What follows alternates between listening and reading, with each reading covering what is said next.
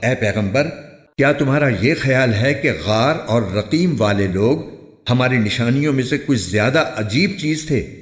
یہ اس وقت کا ذکر ہے جب ان نوجوانوں نے غار میں پناہ لی تھی اور اللہ تعالیٰ سے دعا کرتے ہوئے کہا تھا کہ اے ہمارے پروردگار، ہم پر خاص اپنے پاس سے رحمت نازل فرمائیے اور ہماری اس صورتحال میں ہمارے لیے بھلائی کا راستہ مہیا فرما دیجیے۔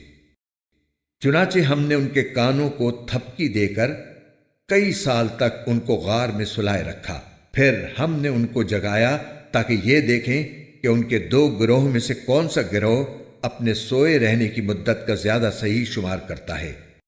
ہم تمہارے سامنے ان کا واقعہ ٹھیک ٹھیک بیان کرتے ہیں۔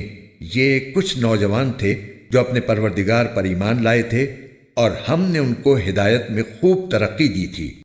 ہم نے ان کے دل خوب مضبوط کر دیے تھے۔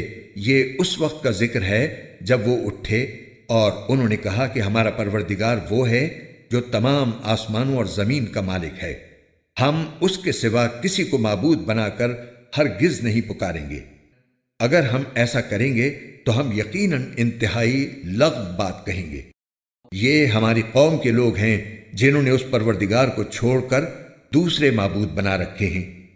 اگر ان کا عقیدہ صحیح ہے تو وہ اپنے معبودوں کے ثبوت میں کوئی واضح دلیل کیوں پیش نہیں کرتے؟ بھلا اس شخص سے زیادہ ظالم کون ہوگا جو اللہ پر جھوٹ باندھے